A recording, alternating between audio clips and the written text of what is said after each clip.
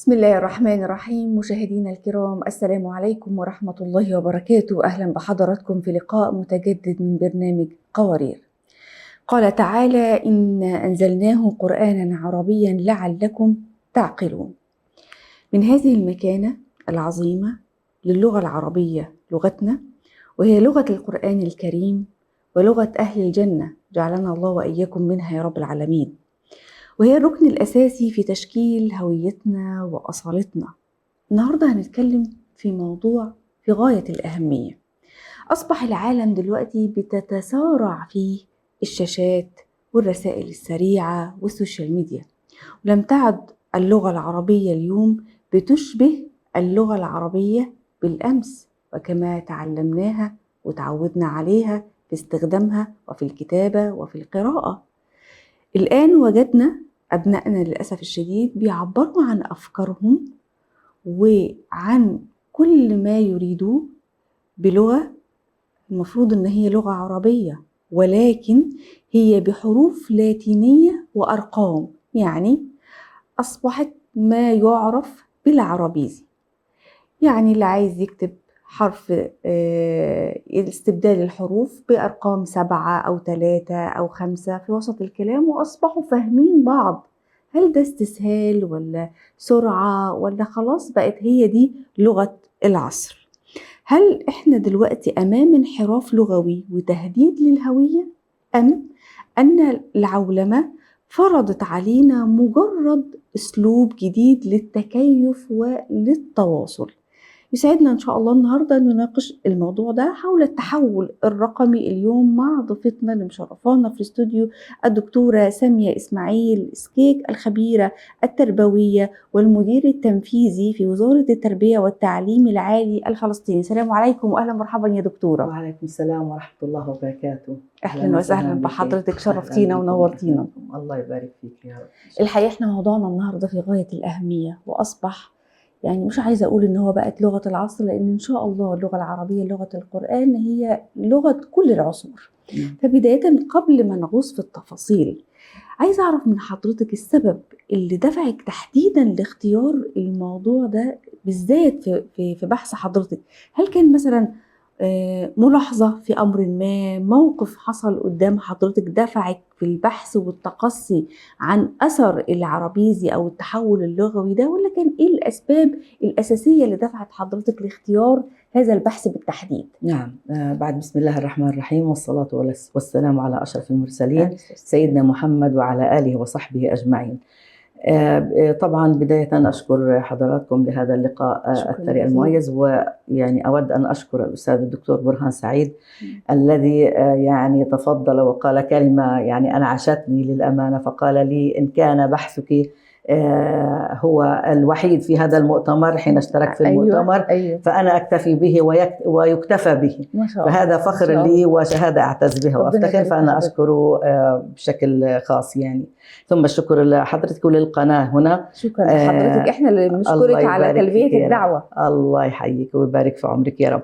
الحقيقة أن الذي دفعني للكتابة في موضوع بحثي أو بهذا الموضوع تحديدا هو ملاحظة التحولات لدى الشباب على مواقع التواصل الاجتماعي في طريقتهم في الكتابة.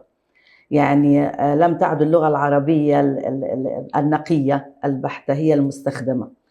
حتى طبعا احنا يعني لا نستطيع ان ننكر ان اللغه العاميه تستخدم بشكل دائم في البيوت، في الاسواق. يعني لغتنا العربيه الفصحى لم تعد تستخدم كما كانت منذ زمن بعيد. الان هذا التحول لدى الشباب في طريقتهم في الكتابه، طريقتهم في التعبير، طريقتهم في استخدام الحروف اللاتينية. لماذا يستخدمونها؟ هي ظهرت بناء على التطور التكنولوجي الحاصل، بناء على أن بعض الأجهزة والأدوات لا تستخدم أو لا تفعل اللغة العربية الفصحى، وبالتالي لجأ الأفراد أو الشباب على وجه التحديد لاستخدام الحروف اللاتينية للاستعاضة عنها بالحروف العربية التي هي أصلا ليست موجودة على بعض الأجهزة التي كانت منذ زمن. هي كانت بداية لظهور التقنية، ولكن أصبحت عادة اجتماعية وأصبحت ثقافة موجودة ما بين جماعات يفهمونها. يعني لا أخفي عليك سرا، حينما قرأت أول كلمة فيها حرف أو الأرقام 3 أو 7 أو 5 لم أفهم معناها. أيوة. وبحثت عنها حين عرفت أنها تعني الحرف كذا والحرف كذا. فهي أصبحت لغة حوار ما بين صداقات أو جروبات اجتماعية لصداقات بين الشباب، ثم أصبحت بعد ذلك عادة موجودة لديهم. السؤال هنا يعني طبعا أقول أن هذا ظهر نتيجة تطور حصل في التكنولوجيا، حصل ما بين الأفراد، حصل ما بين طبعا تطورا عالميا. لكن لماذا نشأت هذه الظاهرة تحديدا؟ نريد أن نعرف سبب نشأتها، سبب ظهورها، هل نستطيع أن نقبلها أم لا نقبلها، ويعني طبعا في سياق الحديث نتحدث أكثر عن هذه الأمور. بالضبط. بعد اطلاعي على بحث حضرتك ما شاء الله، ربنا يبارك في حضرتك وفي علمك يا رب، وجدت أن حضرتك طرحتي فرق ما بين كون العربيزي مجرد ضرورة تقنية قديمة، وما بين تحولها الآن بقى إلى ثقافة فرعية أو سلسلة أسلوبية. متى وكيف تحول هذا الحل التقني؟ الأول كان يعني تقنية قديمة وسريعة، مجرد يعني شيء سريع، اتحولت الآن لنمط حياة لغوي عند كتير من الشباب والبنات.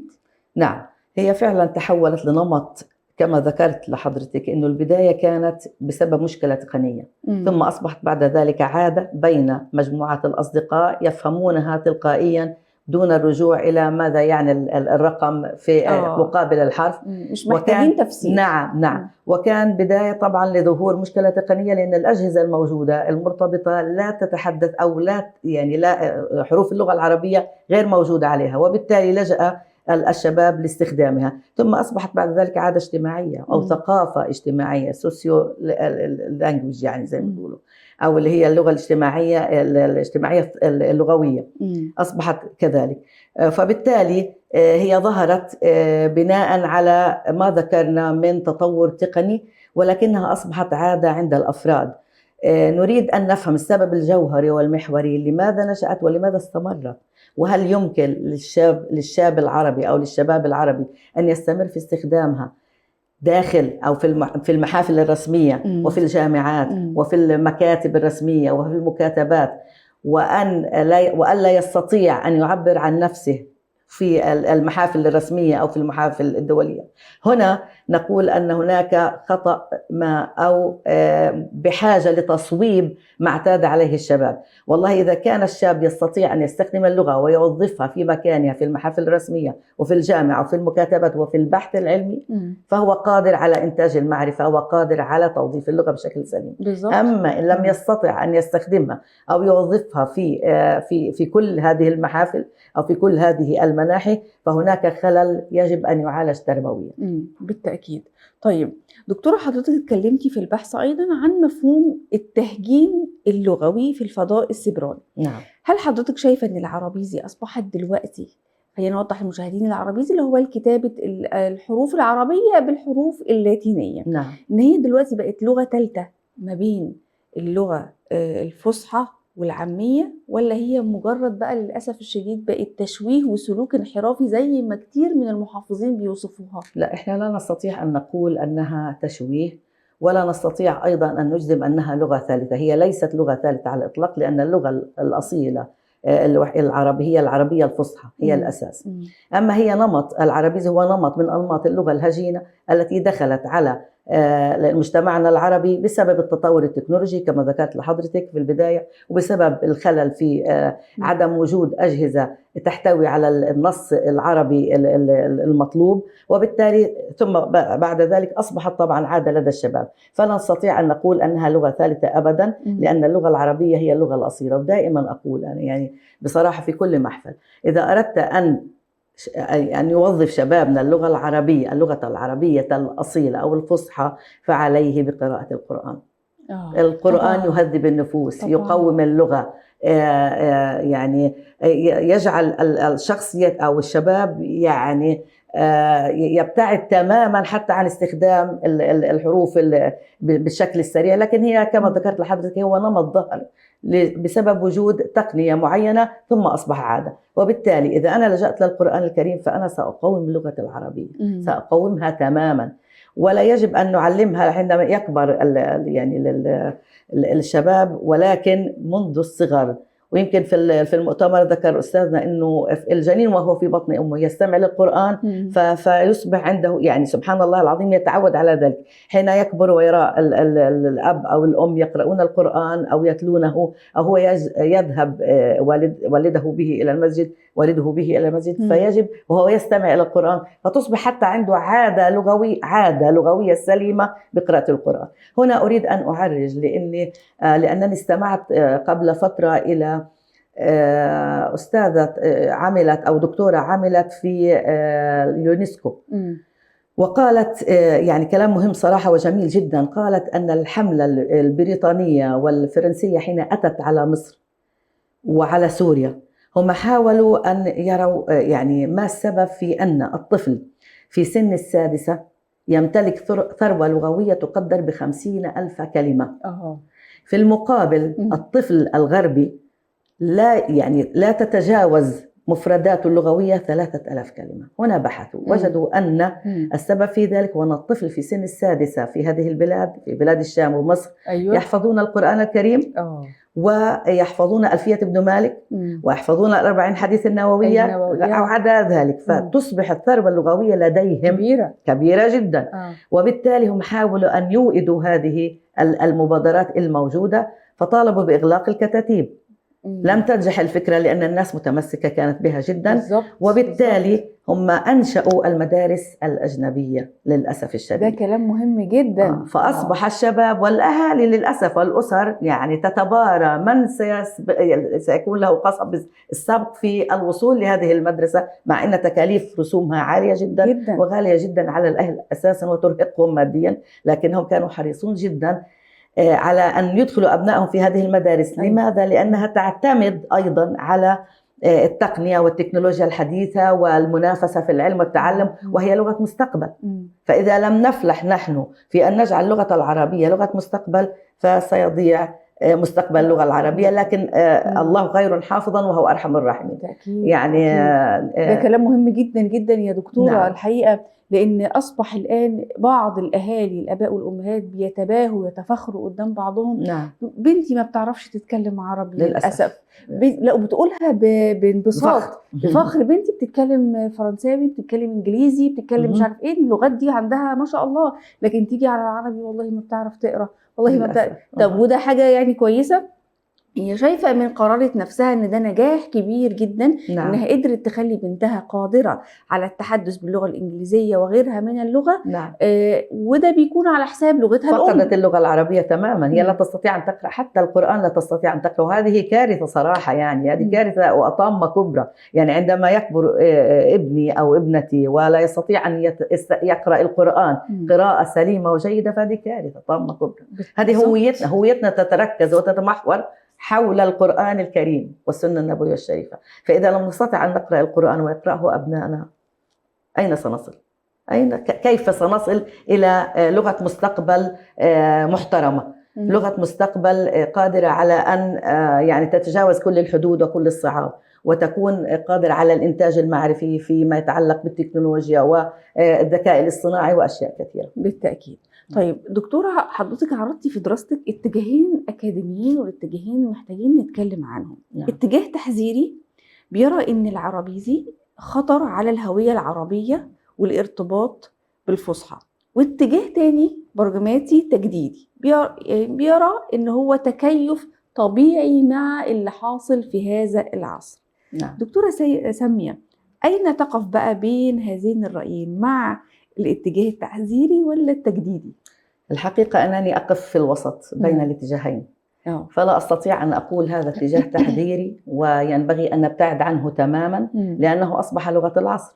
الآن لغة التكنولوجيا هي اللغة المفروضة أو التي تفرض نفسها على الواقع الذي نعيشه، وبالتالي لا نستطيع أن نمتنع تماما عن استخدام العربيزي، وإنما نتقبله ولكن في حدود. نتقبله ولا يعني نساعد على تفشيه بين عامة الشباب. نتقبله ولكن بقدر معقول من الفهم لهذه الظاهرة التي نمت وتنامت في مجتمعنا العربي.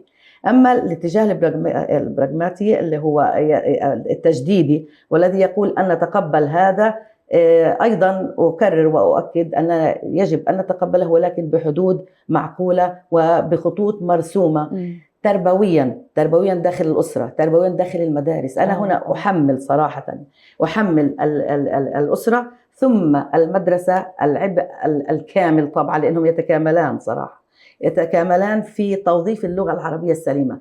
كنت مديرة مدرسة وكنت أؤكد وأحرص على أن أول تعليق لي على الحصة حين أحضر لأي معلمة أو معلم أن يتحدث باللغة العربية الفصحى، حتى لو كان يشرح الرياضيات، ما عدا اللغة الإنجليزية. لا، حتى اللغة الإنجليزية حين يترجم بعض المفردات يجب أن يترجمها باللغة العربية الفصحى. فكنت حريصة جدا على توظيف هذه اللغة من خلال طبعا القائمين على تدريسها في داخل المدرسة. لو أن كل المدارس أو كل المدراء أو الوزارة حتى أكدت على ذلك، فبالتأكيد سننهض بمدى استخدام أو توظيف هذه اللغة، لأنها لغة المستقبل، هي لغة القرآن. يعني ورد في القرآن كما قال الشافعي، وهذا سمعته في المؤتمر قاله الدكتور علي أعتقد أو من قاله، أن كل ما سيحدث موجود في القرآن. اللي قاله الدكتور الشريف أعتقد الشيخ عبد الخالق الشريف. الشيخ عبد الخالق الشريف فعلا. أيوه. هو قال أنه شافعي المذهب. وقال أن الشافعي قال أو دون في كتاباته أن كل شيء سيحصل في المستقبل ورد في القرآن الكريم، فهو لغة مستقبل، لغة إعجاز. ونرى يعني سبحان الله العظيم، يعني أنا أطلع يوميا بشكل سريع كده على مواقع التواصل أن المخرج السينمائي فلان قد أسلم من النمسا ومن البرازيل ومن يعني سبحان الله العظيم. فهل هؤلاء الأجانب استطاعوا أن يصلوا اللغة العربية بعمقها وعند آية واحدة أسلموا وآمنوا؟ ونحن أصحاب هذا المبدأ والمذهب وهذا الدين وهذا الكتاب المعظم لا نستطيع أن نصله. يعني هذا أعتقد أنه هناك خللا تربويا في طريقة، في مناهجنا، في طريقة تدريس معلمينا. حتى المعلمين يجب أن تكون نشأتهم أساسا سليمة حتى يعطي، لأن فقد الشيء لا يعطي صراحة. فإن كان المعلم يعني مدرب تدريبا جيدا، متابع بشكل حثيث من الوزارة، طبعا في كل دولنا العربية صراحة. يعني أنا يمكن أقول في فلسطين بصراحة هناك نهضة علمية بشكل غير طبيعي، يعني اعتناء بالدين. ولا حتى الآن بالرغم من ظروف القهر نجد هناك حفظة لكتاب الله بشكل غير طبيعي، وسرد القرآن الكريم في جلسة واحدة من فضل الله، من فضل الله. وفي تركيا صراحة موجود هذا الكلام أيضا. يعني والله أسعد حين يعني أقرأ الخبر أو أستمع أو أشاهد لبعض يعني حفظة القرآن الكريم حتى في مصر برضو، وهي بلد القرآن، بلد الأزهر الشريف، بلد الأزهر الشريف. والله أنا أحيي الدكتور أحمد الطيب صراحة، رجل محترم ومثقف وجاد، وإن شاء الله ربنا يعطي الصحة والعافية. آمين برضو. آمين يا رب العالمين. الحقيقة دكتورة حضرتك اتكلمتي في محاور كتير مهمة جدا، ووضعتي بعض التساؤلات على قد ما هي مهمة جدا وقوية جدا، على قد ما هي مؤلمة بالنسبة لنا. زي ما حضرتك قلتي في النهاية كتير من أسلموا وقفوا عند آية واحدة من القرآن الكريم واستطاعوا إن هم يفهموها وتخليهم يغيروا دينهم.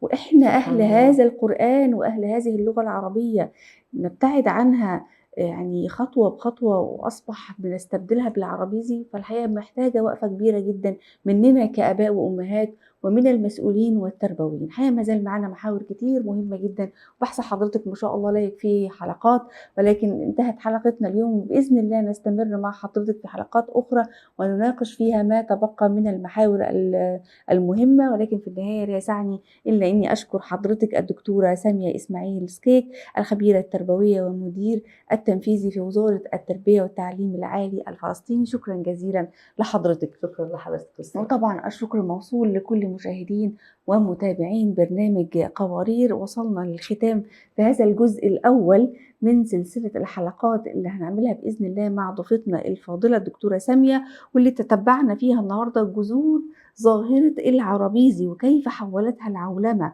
والتكنولوجيا من مجرد حل تقني سريع إلى نمط حياة لغوي عند العديد والكثير من الشباب والفتيات. ولكن كيف ينعكس هذا النمط على عقل الشاب ونفسيته؟ وهل يضعف بالفعل ارتباطه بهويته وأمنه الثقافي؟ ده بإذن الله اللي هنناقشه مع حضراتكم في الحلقة القادمة. انتهت حلقة قوارير اليوم، وإلى أن نلقاكم نترككم في رعاية الله وأمنه، والسلام عليكم ورحمة الله وبركاته.